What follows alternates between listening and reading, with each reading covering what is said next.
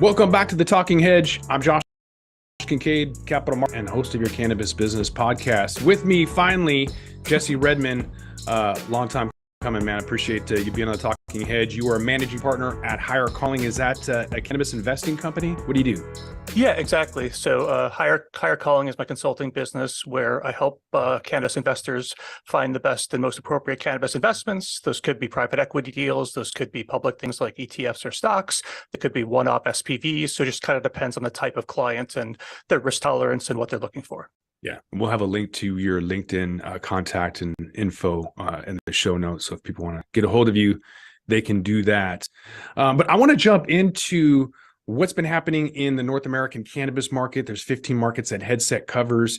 And so just kind of tracking what's been happening, we can kind of look through that market and then maybe get a gauge of what will happen, or at least just have a decent conversation about what we've seen. Let's just kind of jump into this first graph here, basically of California and Colorado. Well, let's look at California. That's a huge market. You're in Cali, are you not, Jesse? Yeah, just outside of Santa Barbara. California eclipsed $500 million. The highest month that California had was in May, 452 million. But notably, I will say in July, they had 419, super close to 420. But if you wanted to add up and compare what California was doing, you'd have to add Colorado, Washington, Oregon, and British Columbia and Maryland combined to give you the sense of what California is doing on its own. But a total of 21.7 billion is what these 15 markets were covering.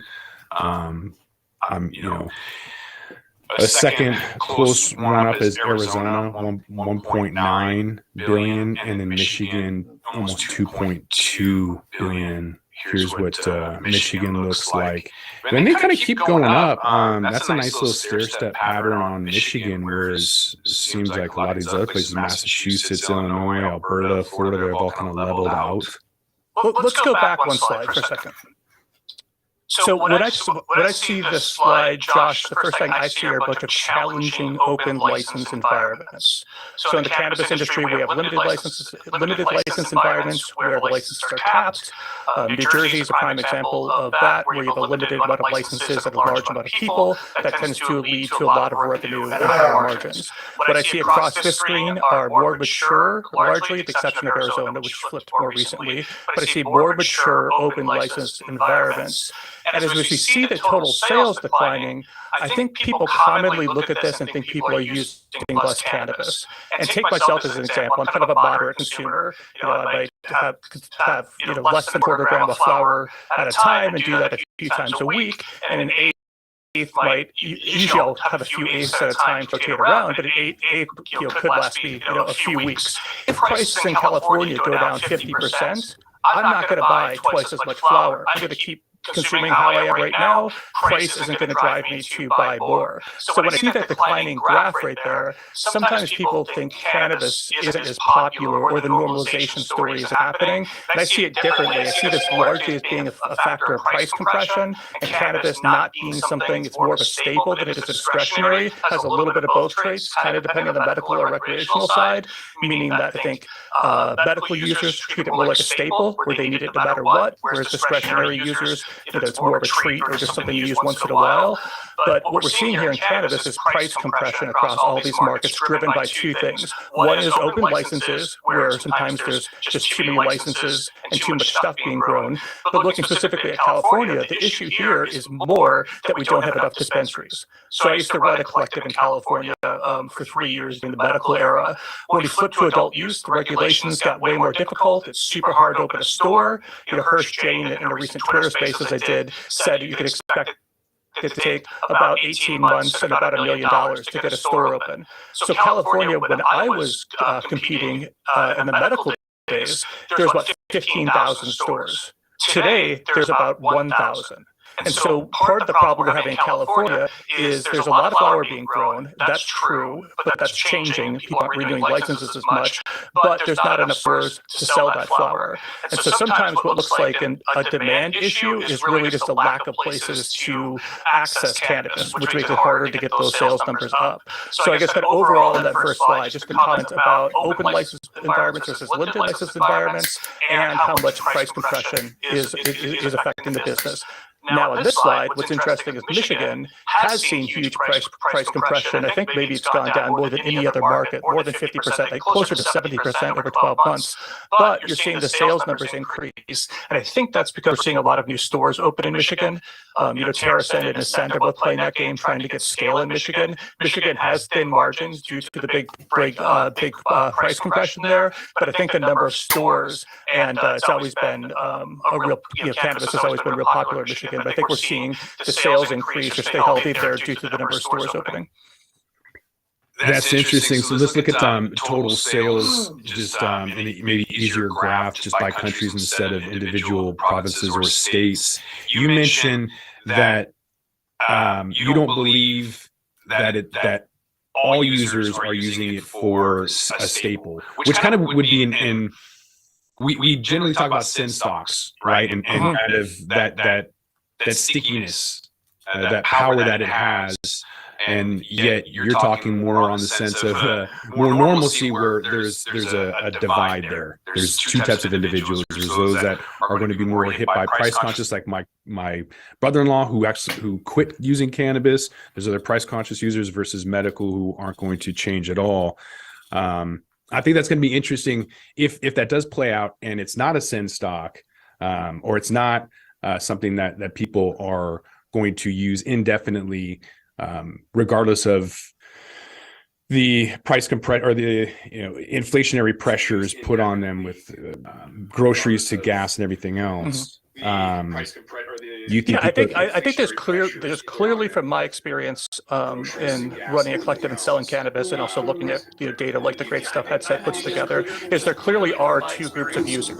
There are the people that are going to take my dad, for example. He's 75 and manages a chronic pain problem using cannabis as his primary medicine, and so it's built into his budget. He buys this basically the same things or the same types of things, might rotate strains around, but he has CBD and CBG tinctures. He uses concentrates and flower for relief, and it's pretty much the same amount, same budget every month. Take that versus your brother-in-law or a kid in college, or whatever the case may be, somebody that doesn't have something that they're treating every day, or isn't a daily or real heavy cannabis user. If they, like you said, if they have more money that has to go to gas and more money that has to go to groceries, that's going to come out of something like cannabis. Now, I think you're right on that sin part, where I think people will and do use cannabis as a bit of a coping mechanism, kind of like alcohol sales tend to do pretty well in a downturn. Right. So I think overall cannabis will outperform and do pretty well during a downturn, but I don't think it's totally a staple. I think it's maybe like a 3/4 staple, 1/4 discretionary type thing. The other trend, though, that we're seeing within this is people trading down. And so when times are tougher, people might buy, let's say you're going to buy a quarter of flower, you might not get the fancy indoor, you might go down to the greenhouse or even buy the smalls to save a few bucks. So you might still consume that 1/4 ounce of cannabis, but maybe you're looking to pay 50 for it rather than 75. So I think that trade down comes in the data as well. And for a while in the industry, there was this thought that you wanted to have a roster of premium products like Verano does, because people think that those have higher margins and are easier to brand. But what we've seen over the last year, and what we'll see in 23, is people being more price conscious and doing what Ascend did, where Ascend previously was more focused on high-end indoor stuff. They've now created a good, better, best lineup where they're kind of going through all the flower and sorting it by size and quality and THC percentage to hit a few price points, because I think consumers are still going to continue to shift down to, they'll want to cope, they'll want to have something to use, but maybe they don't need the most expensive thing. Yeah, and we're going to see a lot of that in some of these slides too. Okay, cool. You just mentioned year-over-year sales growth. We'll start with these groups here and kind of see. I think some of that, it's interesting. The average growth was around 5%, but a lot of it was in a decline. So some of the worst hit was Nevada, -44%. British Columbia, on the other hand, one of the only positive markets, 22%. And we'll see Michigan had almost 32% positive. But on average, that growth, year-over-year sales growth was around 5%. Some of the markets that reflect that average was like Alberta, I guess, where on the flip side, California was negative 5%. Mm-hmm. Yeah, and again, I'd be curious to see like the amount of flower being grown versus the value of that flower, because I think their part here is price compression. There are some tough comps coming off that COVID period, but we're kind of moving past that. During COVID, I think everyone was at home and using a little bit more cannabis than normal. So year-over-year comps were kind of tough. I think we're moving, I think next year we'll be moving off of that and the comps won't look quite as bad. But once again, not to beat a dead horse, but I think most of this is due to price compression as opposed to lower unit volume. Mm-hmm. Yeah, I would agree with that. This one kind of just shows right here a little bit like Colorado, Maryland, Oregon, all showing some significant year-over-year declines. Whereas Canada, I don't know, they're still up there for whatever reason. Yeah, I don't spend a lot of time thinking about Canada, just because I don't think there's a lot of real investable things in Canada right now. But I would speculate that finally their supply is coming down. I don't track the retail in Canada, but maybe some of these provinces are seeing more stores open. But I think that they're probably starting to finally fix that oversupply problem that they have. Yeah, let's take a look at what people are buying more of. Pre-rolls, maybe that's because people aren't sharing as much and passing the bowl, and they just want like a little dog walker. Infuse, obviously growing rapid pace. Vape pens, I guess VapeGate kind of didn't really end up being much. There's brands and recognition, and the trust factor, I think, is there for a lot of people. But especially in the legal market. VapeGate was turned out to be largely due to unregulated products with something called vitamin E acetate in them that I think was causing the issue. So I'm not a huge vape pen user, but I think in the legal market, those are probably a pretty solid choice. Yeah, but that fear factor didn't leach into the market, I don't think, at all. The thing that I see here, Josh, looking at this data, is a trend towards convenience and being a little bit more discreet, but mainly convenience. I think what you're seeing with the increase in pre-rolls is a decrease. I don't know if we see it on here, but I think raw flower consumption, like you'd roll a joint or pack a pipe or pack a bong, I think that's gone down. And that's where the pre-roll market has picked up some of that. So maybe between those two, if I remember the data, it's about flat, but pre-rolls are taking it out of flower as people want more convenience. And also in California, you probably see this too. And in Washington, Josh, is those infused pre-rolls absolutely are a hit. Half-gram ones, dump in some keef, put some live resin or diamonds or distillate or whatever the case may be. Those are huge. And then going back to those vapor pens, people love those, especially, I'm a dad, I have 2 kids. I don't want to be smelling like cannabis. I don't want the house to be smelling like cannabis. And so I think people like me, all sorts of people it's good to know the market and what's around you. Pens. But I think convenience and discretion are huge. And then the gummies category, I kind of see the same way. Growing well, I think, because the products are improving. For a while, gummies or edibles in general, where you got a brownie and you didn't know what was in it, and it might take an hour or 2 to hit, and you'd be overwhelmed by it. It would linger around too long. And now, especially in California, we have a lot of cool of these rapid onset, rapid offset solutions, where they're using nano emulsion technology to make the effect come on more quickly and also dissipate more quickly and get a little bit more of a predictable outcome. And edibles definitely fall in that discrete category, where if you're hanging out with the family or heading out to a concert, you can have a gummy bear or 2, and it's real low key. So I see these trends continue, where discretion and convenience will do well, and that probably comes out of traditional flower. And flower is still huge, but it's still the input that makes all of this work. So I think growing good flower is absolutely, this should be the starting point for folks. The last one on here, beverages, that's an interesting one. Some people make huge claims about what's going to go on in that market. I made an effort to try a ton of these, and I like some of them. Wonder and Can in particularly stand out to me as ones I thought were tasty, low-dose seltzers, but they're so expensive for what you get. I mean, you could pay $5 for a 5 milligram beverage, and maybe I'll do that once in a while. But at that price, that's not going to be my primary choice of medicating. So I think the beverage category is one to watch, but I think it needs to come down in price. I think the beverage category 100% agree with that. California leads a lot of trends, automotive and everything else, and with cannabis at 40% market share, I think we'll probably see that maybe even globally, or if not less. But the way I look at it is a conservative area like Arizona might go with a vape pen, whereas a place like Washington is going to go with a pre-roll. So going to MJ BizCon as an example, the plane smelled like a ashtray. Like everyone before they got on the plane was smoking, just blazing. And then you get into Vegas, and I smoke a blunt. That's my guilty pleasure. Hell I yeah. go into an elevator, and everyone's like gagging, like, "Oh my god, oh my god!" And I'm like, okay, well maybe I should vape before I go into the hotel. And so there's all these, like, depending on where I'm at is how I smoke. You know, like I don't want to just blow everybody out at a casino, but at some point, you know, I think that back to my original point. Conservative areas like Arizona probably going with vape pen, and people who don't give a shit like Washington are going to go with their loud. Exactly. Yeah.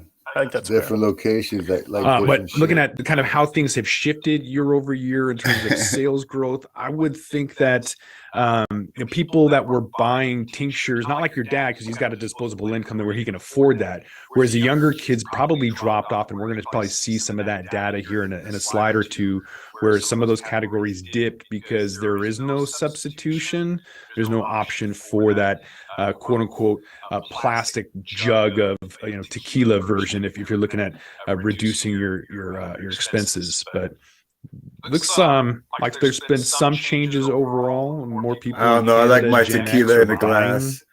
For some reason, a lot more, 10% more. Yeah, the biggest trend I see in terms of demographics are a couple of things, and I think it's kind of reflected here, but just kind of what I see in my life and from business experiences are that the younger generation clearly is understanding the message that if you were to rank order tobacco, alcohol, and cannabis, they understand. See, I was too. I hardly ever, and then I ran out of weed one day, and somebody gave me a glow cart vape, and I tell you what, it wasn't bad. And then from there I tried the stronger versions, and I mean I've always preferred to roll my weed, but yeah, it wasn't bad, man, to sneak it out at work or wherever you at without risking people smelling there. I gotta roll it, just pull and puff, no homo intended. Hell yeah, I think it's pretty good. And cannabis is the least harmful of those three, which is not how folks like you and I, Josh, grew up. And our generation, cannabis was completely demonized, and that's changed as I think more data has become available, and I expect that to continue to change as we get some real research on cannabis. So my kids growing up, not just because I work at the industry, but just their generation as teens, I think they understand their profiles better. So seeing that Gen Z consuming more cannabis isn't super surprising to me. The other part is I'm just learning how to work it. I apologize about the echo. For that generation to ways to improve their lives with cannabis, with all the pain problems, all the real medical issues, whether it be things like pain problems or a number of other things that cannabis can help with. I think that generation is just going to continue to discover that more and more, especially as states like Florida, which is medical now, as that moves to rec, and anyone over 21 can go into a store and try some of these products. I think they'll continue to rediscover cannabis, kind of like they did when they were younger. But I think they'll also there's a bunch of ways seniors can improve their lives with cannabis. So I think that category will continue to be helpful, or to be improving. Absolutely. Want to move on to basket size to kind of show how much people are buying on average and what that looks like. With California, you can kind of see it coming down, and I think that has a lot to do with inflation, because the delivery was $65 right on average in California, and so people were going in initially and spending at least $65, and now it's come way down, telling me that people going into the store because they don't have the money to be able to afford those minimum purchases. So now the average is $57 and change in California. I just said thank you. The average is about that. It's about $57.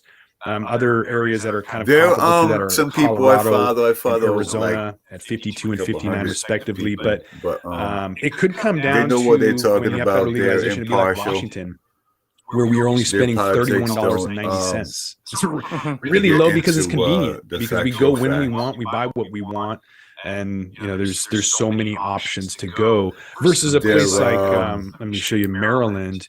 where it's $88 right there. on Cannabis average that sales people are data spending. and trends. Do you think that might be driven by how many stores a state has? For 2002 example, if there's recap. 5 stores and they're available like liquor stores or coffee shops, came and you don't out, feel a pressure to couple make a huge days ago, a purchase, week ago. whereas if you've got to wait in line for half hour and drive 30 minutes to get there, then maybe you're going to spend more like $100. Do you think that's probably a bit of what's happening there? Depends. Yeah, the limited license states definitely have that issue, and then you also have long lines in Illinois from neighboring states, Wisconsin coming or wherever they're coming from, Exactly. and buying in a ton because they don't want to come back. So yeah, you definitely see some of that, but I Exactly. think That's what we the did. We trend went to is coming Illinois way from, down. you know what I'm saying? Even in Maryland, they started off at $108 on average and went all the way down to $88. So regardless of who it is, they're all spending Look a at lot less, Washington right and it's at a now. more rapid pace than we Washington's were cheaper than accustomed to seeing Oregon. new emerging markets. Yeah, It would be take them a couple flip-flopping. years to come I'm down, surprised they don't but have COVID really sped up that price compression. Oklahoma on there. Yeah, the other trend you see that is reflected, because we're just looking at monthly numbers here, is intra-month, whereas you see a lot bigger purchases early on of the month as people have, most people get paid first of the month and the 1st and the 15th. And so you'll see people doing bigger basket sizes earlier in the month and then just kind of getting by to the end of the month, and then the cycle repeats itself. But I think that's become more exaggerated as everybody has a little bit less discretionary income as well. Mm-hmm. Yeah, I would agree with that. This is a graph that just kind of shows that on average for the year rather than month by month, but kind of showing that Michigan is an outlier and everyone else is like really pulling back. So Michigan, Right. basket volume and basket size. So They need to volume make went it up huge, recreational, size went down. So everywhere. again, that's probably for a lot of new stores opening, you think, It's Josh? just sitting. Like, how else does the basket volume go up so much? That's You got to could be go new drink doors a opening. freaking Is it neighboring states? bottle of rum, So. Is it price compression? Is it a combination of adding more stores? Honestly, I don't know. I think it could be a combination of a variety of all of those things. It's interesting that we've seen Michigan stand out in that regard a few times, so I might dig into that a little bit more just to make sure I understand what's happening there. Exactly. They definitely are an outlier from some of these states. Right. Exactly. So average item price, half this of them isn't be how much people are hypocrites, spending, too. but I guess the average price of the items that they're buying. I should probably look into exactly how Headset is categorizing this. Oh, that cuts But it off. it's different than what we were just showing. But I think the main point is that everything's going down. Yeah, so it looks like Canada's a bit more stable, maybe down closer to 5%, and just kind of eyeballing the U.S. numbers, it looks like that compression is at least 10% or more in terms of the average item price by country. Yeah, so average item price, that's an interesting interesting metric. We do have I would have thought it could have dropped I've even a heard little of bit more like than this, towns but and there's stuff probably multiple things that go to that calculation. that are dry. Yeah, year over year, and You're in Canada though, right, Lady Wolverine? Wolverine? Price I'm sorry, by country, I'll be forgetting. which is interesting because you can kind of see.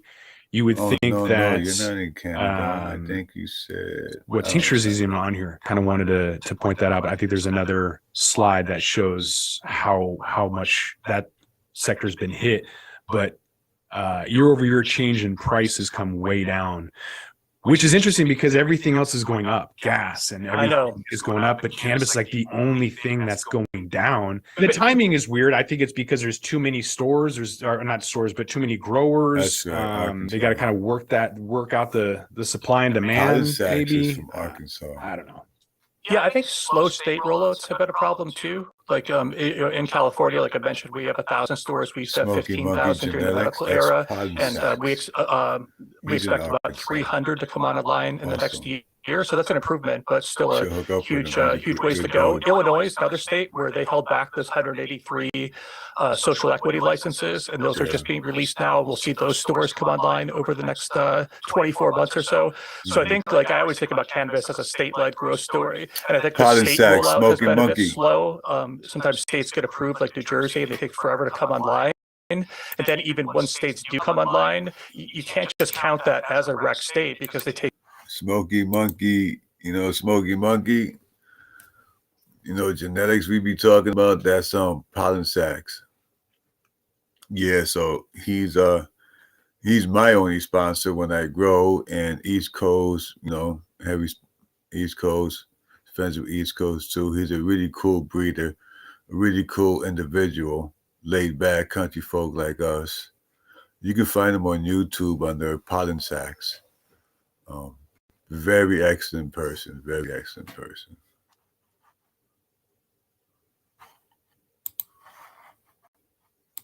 Take years and years and years to really build out.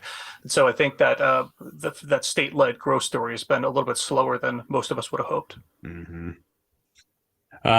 This is an interesting one. This is the number of SKUs that are offered. And I wanted to point this out because in Washington it's pretty crazy. We have 1,770 products in a store. So when you go in, unlike Nevada where you don't see any product at all, this displayed on all of the walls and everything. So it's very, very intimidating when you go in and you see that.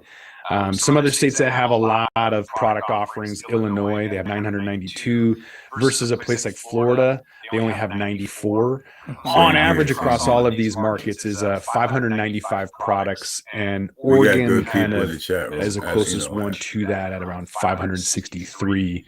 But yeah, I mean, I like a variety of products. I definitely don't like the way that Nevada does it because I kind of want to see. I'm more of a visual person. I don't want just to go into Chicago or Nevada and order on a tablet. I'd like she's got her some other way to do it. But Washington only allows you to buy based on indica sativa or the price. It's stupid.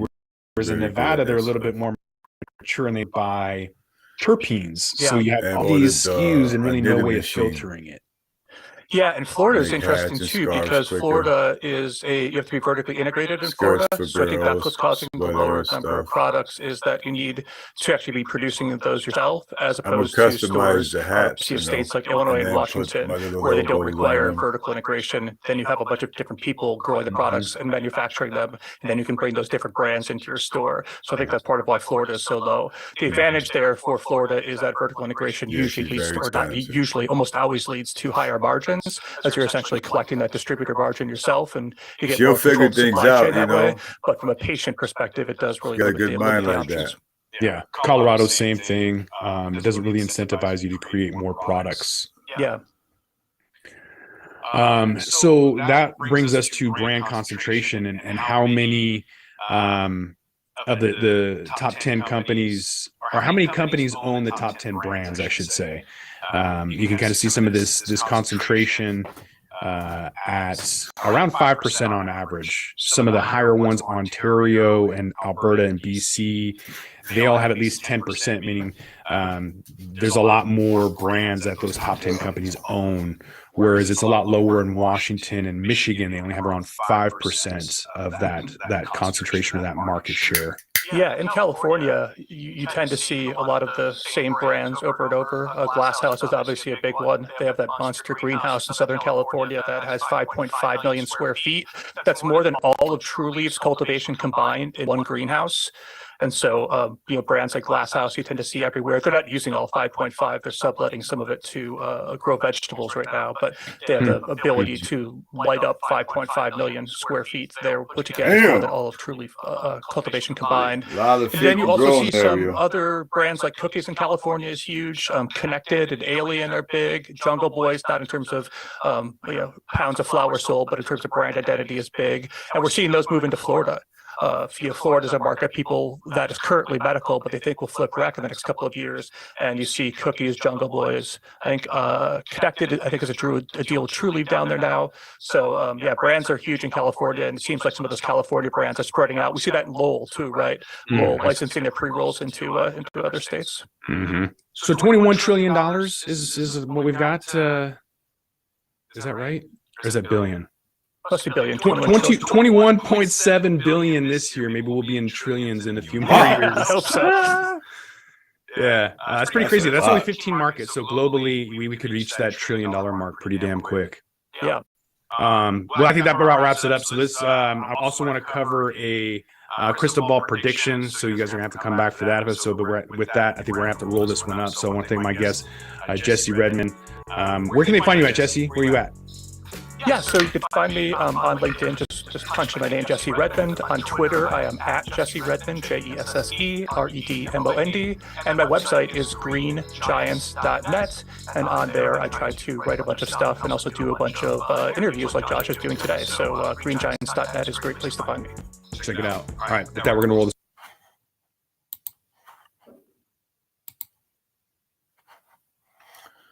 All right.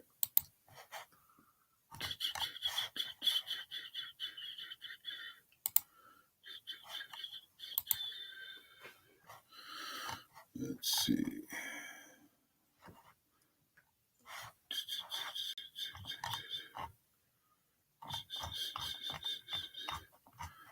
Show you some of my grows. My last year grow. Last year's grow was chaotic because I was bouncing around so much.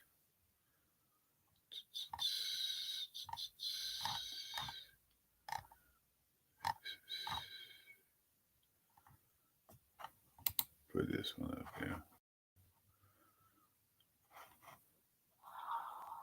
Peace and love, peace and love. Update. Today is May 26th.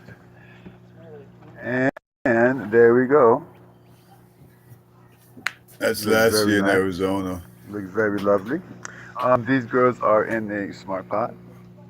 They breathe, and you have air down there Thank you. and water. I try to get as little I smaller. bottom feed this one, and I bottom feed this one. Doing pretty good. Unknown genetics. These were all from seeds that were given to me many, many years ago. And I've just been running them mostly.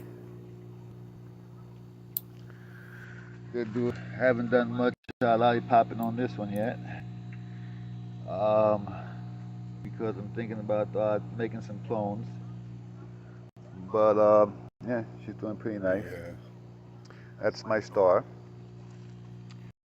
This one lollipop, so we got, you know, breathable bag. And under here we have a after my wife.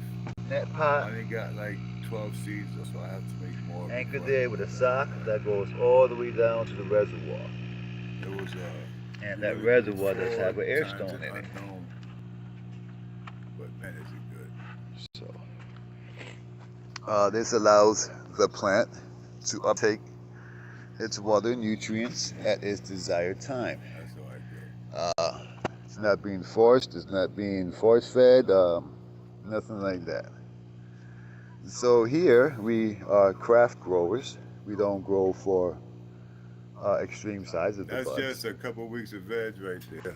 We grow for nice, hard, dense buds. If they get big, they get nice and big, that's a plus. But we are a small mom and pop's operation, just getting off, and we don't believe in, you know, That better? overgrowing. So there we go. Yeah, let me explain that what I mean by overgrowing. So, you know, grow your weed and stuff like that, but, you know, there's different ways of growing. And if you're just growing for a commercial, you're really not putting that much attention to the plant. That's my opinion. So that's what I mean. But anyways, same thing with That's this my one. opinion. That's my opinion. See some eggshells for introduction of calcium. I also use straight milk or dissolvable tablets, you know. This one is the same. All of these are Wiccan 5-gallon passive hydro soil hybrids. This is an auto. Did not even know she was an auto until she started. Yeah, I even know that was a within 2 mystery weeks. one. Like I said, I got many, many seeds from a friend a long time ago. So, smells totally fantastic. Oh my God. I almost want to say she's one of those fruity types. Because it smells real fruity. Fruity types. Cake or wedding cake from one of these autos.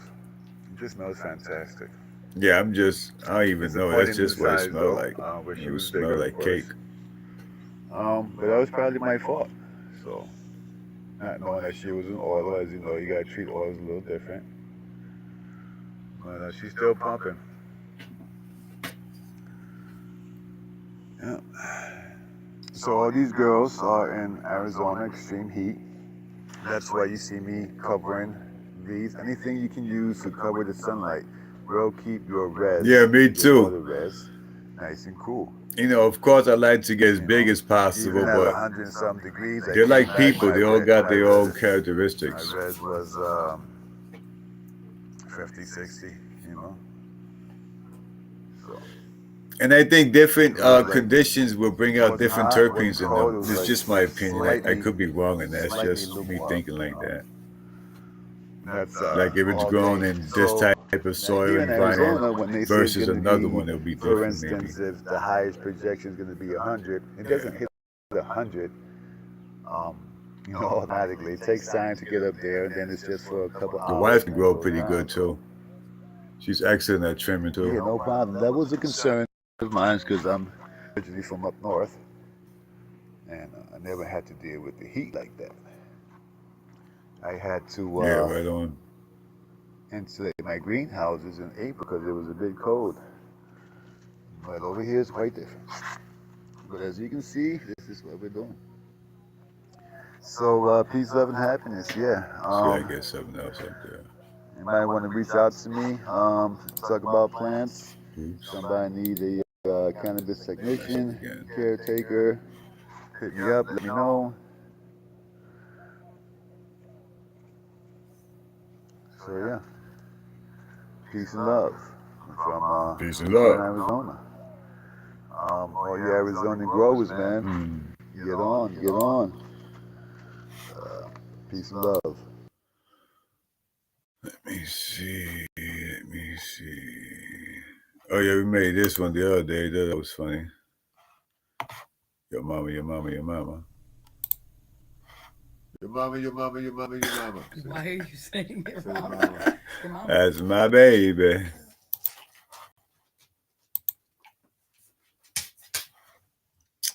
Yeah, this is pollen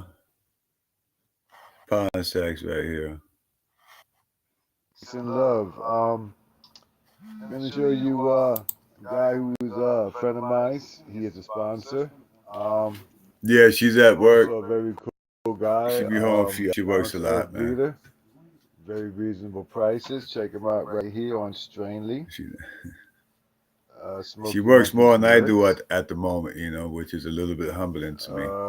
Yeah, my thing is growing and that sort of things. And I can't do that right here, so that's why I got the laser printer.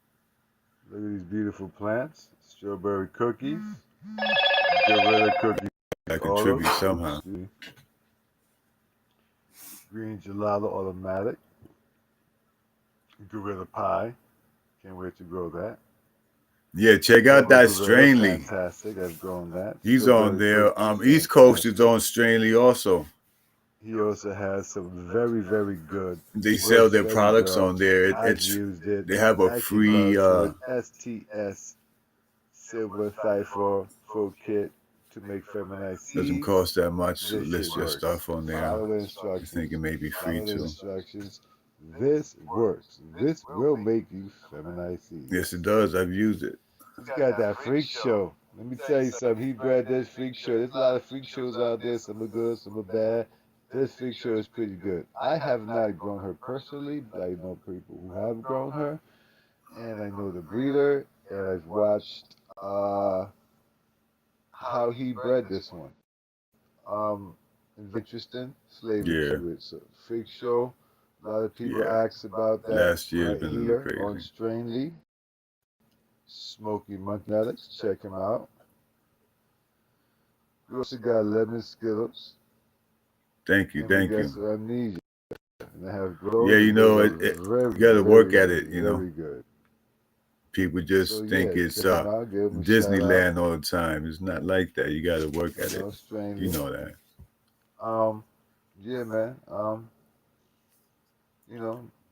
Very nice site. You come over here. You can seeds, clones, pollen, tissues, equipment, you know. You got other people on here also. I can't vouch for everybody on here, but some of these people are crazy. They sell their freaking clones for like $2 or $3, $4, $500.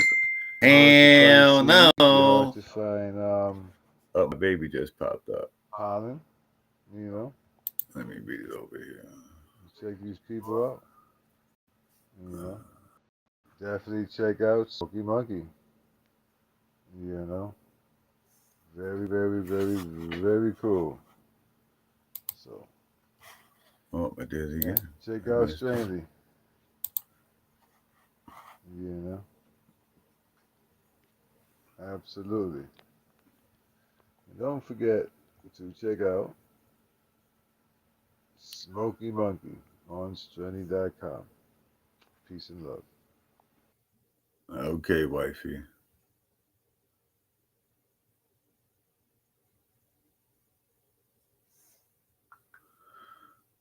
Wife want to take me out for coffee. We're live, Scotty. Welcome, Yes, sir. PGC. My beautiful wife gonna pick me up, take me coffee and stuff. But so I don't know if you guys can see that. Now let me take this off.